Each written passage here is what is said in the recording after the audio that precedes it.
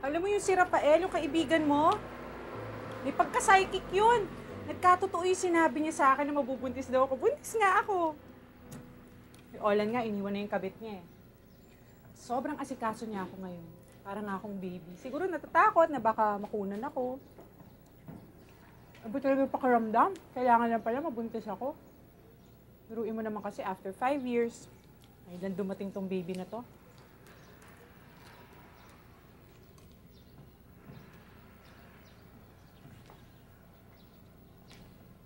Melissa.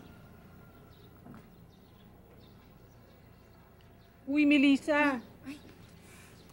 Oh, sorry, ate. May iniisip kasi ako eh. Ano na naman? Dapat ko na kaya hiwalayan si Hector?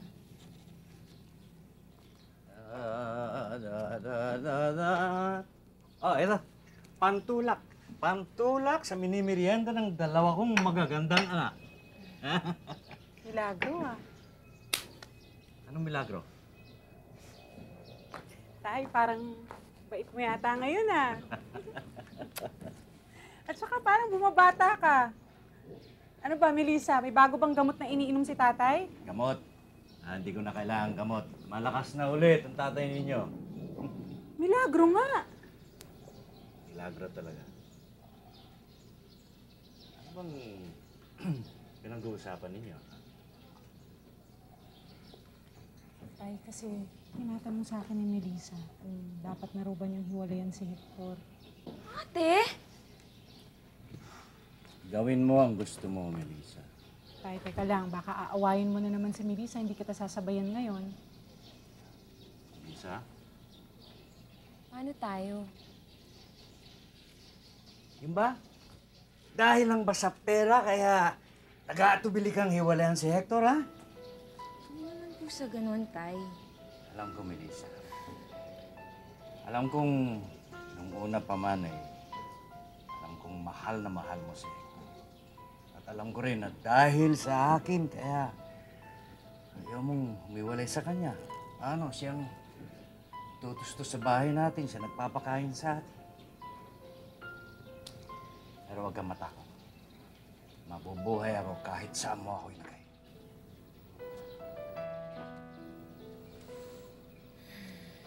Tay, pwede ka naman muna sa akin eh. Paano si Olan? O kahit anong gusto ko ngayon susundin mo. Ate, hindi naman ganun kadali yun, ano? Tsaka, tatakot ako. Wag.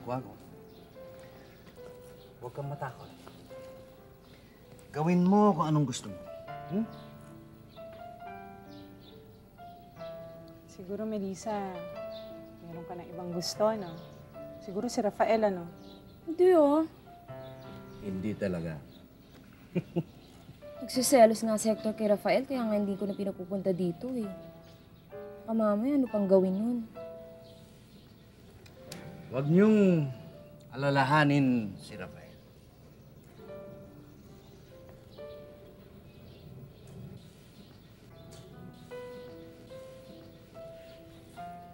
Isa siyang anghel.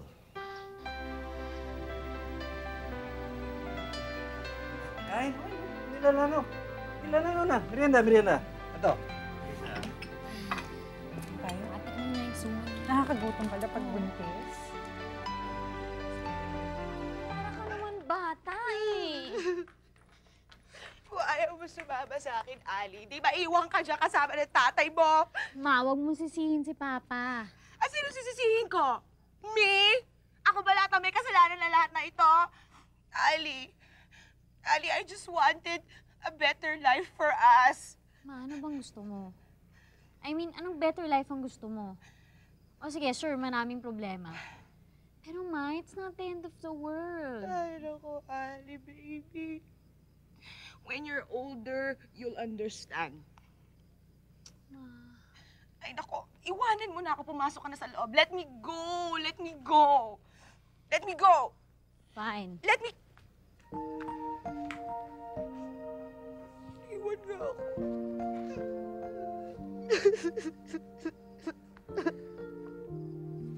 Kailangan niyo po ba ng tulong? Okay lang. Okay lang.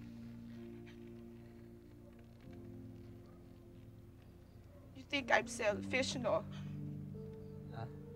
You think I'm a bad mother. Sa tingin niyo po, Gusto ko lang naman kasing magpunta sa States. Gusto ko lang naman kasing yumaman. Sama ba yun? doon ho ba talaga kayo sasaya?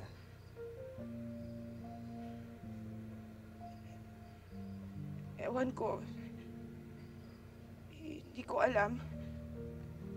Kailangan ko nang umalis. Teka, sandali. Saan mo kayo pupunta? Hindi ko alam.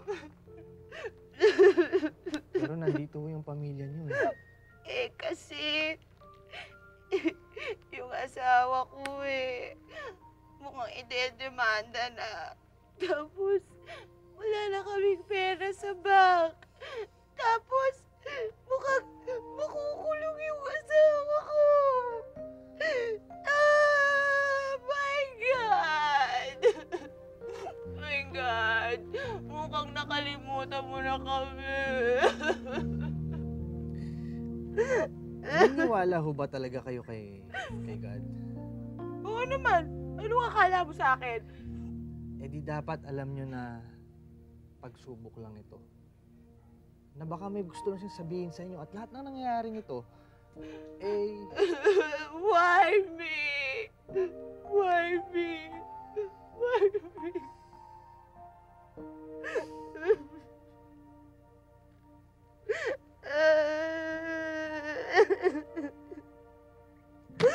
Bakit? mahal niyo ba si Mr. Santos?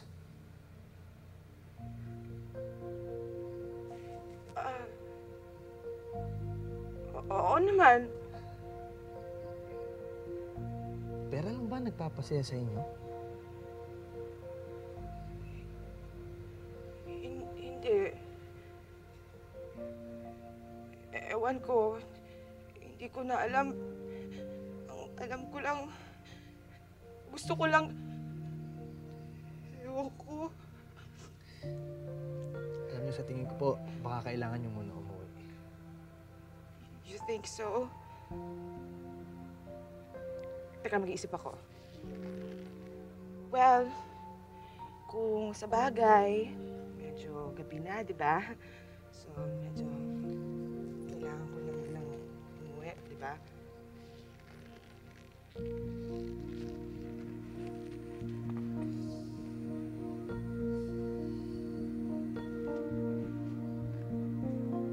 Sa tingin mo ba, pagsubok lang ng lahat ng ito? Sigurado ako.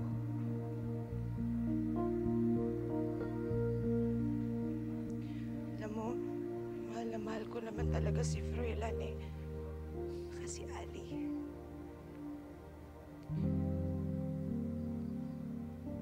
Salamat.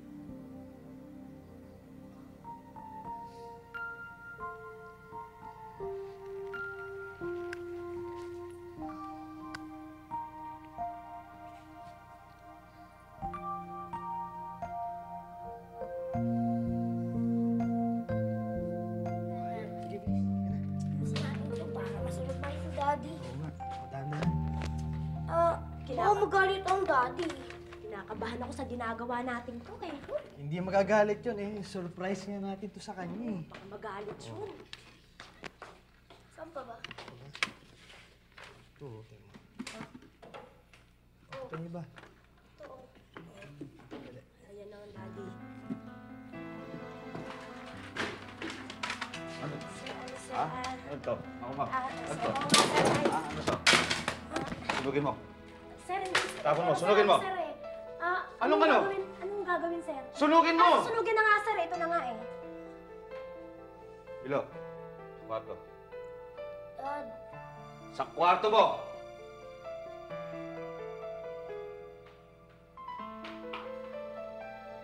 Ano sinabi ko sa'yo? Naisip ko lang po. Naisip? Naisip mo?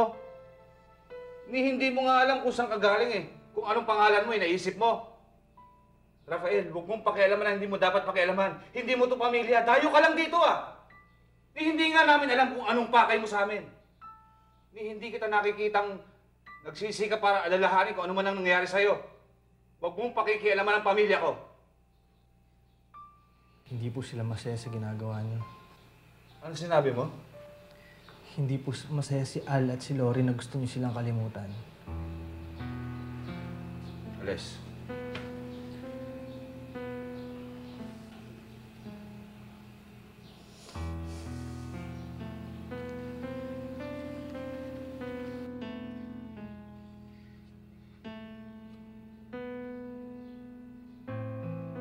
Umalis ka na.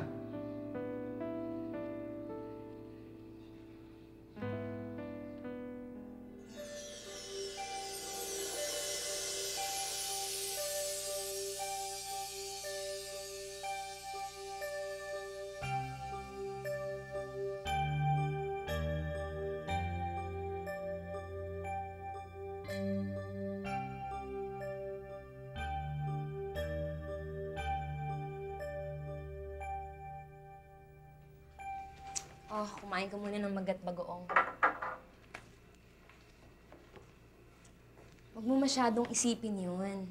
Hindi galit sa'yo si Doc Alan. Galit sa mundo yon kasi namatay yung wife niya at saka yung panganay niyang anak.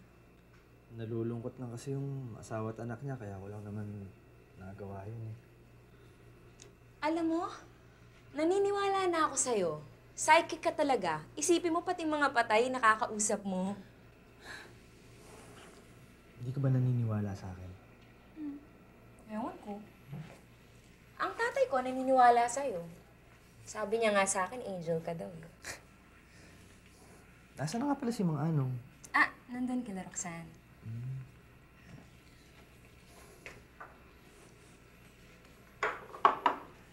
Rafael, hindi ka pwede magstay dito, ah. Dahil ba kay Congressman? Oo. Pero akala ko ba, iiwan mo na siya? Paano mo nalaman? Alam ko.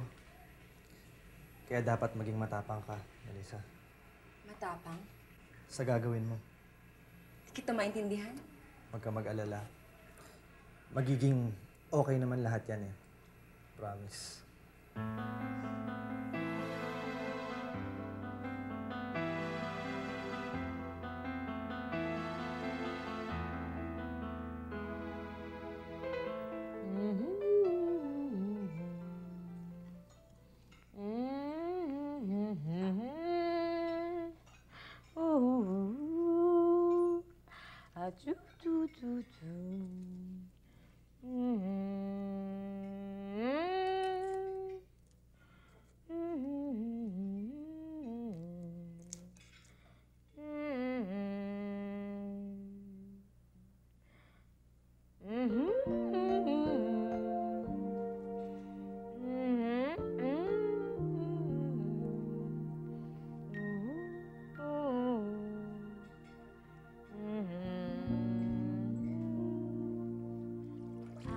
Sir, may itatanong lang sana ako, sir. Ano yun? Nasaan po si Sino? si ano po, sir? Nasaan po ba si... Ano ba, Ling Nasaan Ling? po si Rafael?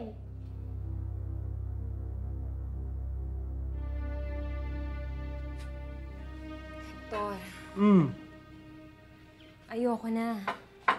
Ayaw mo nandun dala ko? Busog ka na ba? Marami pa doon. Ayoko na. Ayoko na lumipat dun sa bahay na pinalilipatan mo sa amin ni tatay. Ano? Gusto ko na makipaghiwalay sa'yo. Bakit? Hector, wala naman tayong patutunguhan eh. Narealize ko na hindi mo naman ihiwalayan ng misis mo. Political suicide ang tawag doon. Kaya please lang, pabayaan mo na kami ni tatay na lumipat kila Roxanne. Sa'yo na lang ulit tong bahay na to. Nasaan na ba yung Rafael na yon? Walang kinalaman si Rafael dito. Benji, Sir. puntahan niyo dun sa kapitbahay. Yes, sir.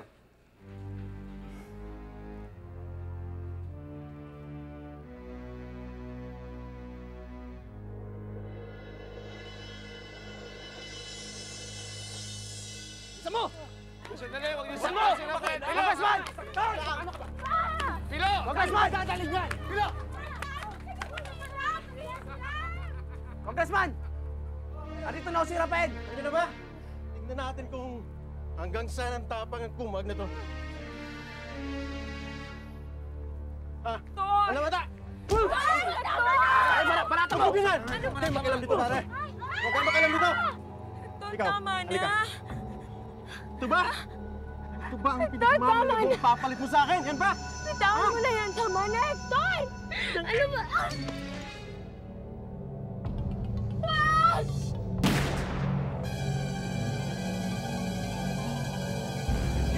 Ano ba ta? Halika!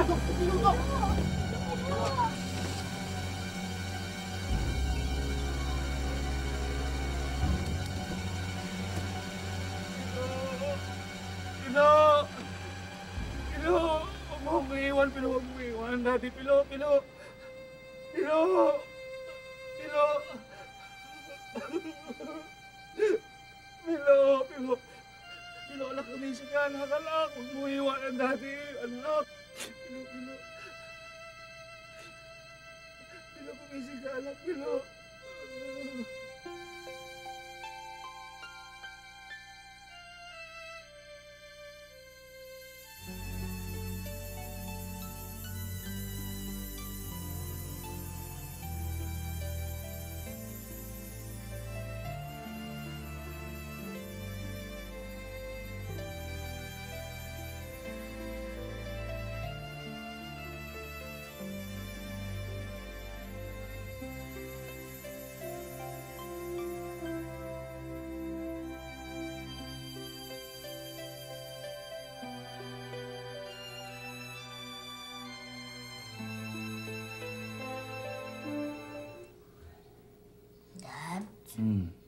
Alam mo po, nakita ko po si Mami at Kuya.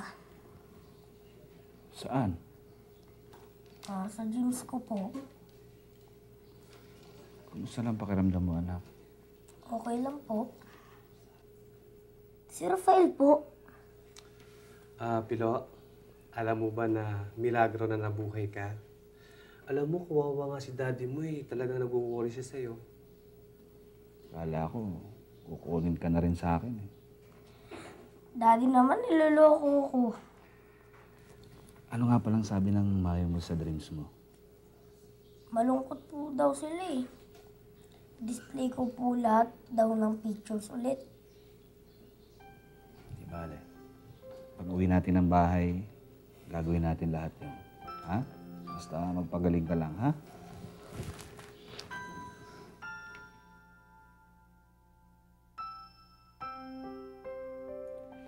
Tapos ka naman magpake?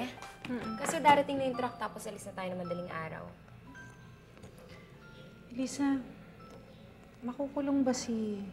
Hector? Dapat. Sana. Teka, nasa na ba si tatay? Hindi pa tapos mag-impake yun eh. Sabi niya kanina lalabas ng daw siya eh. Ate? Asan na kaya si Rafael?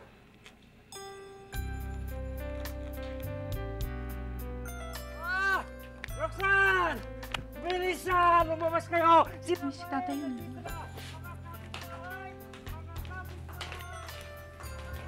Nandito siya! Lumabas kayo! Oh! Ayan! Si Rafael! Bumalik na sa atin!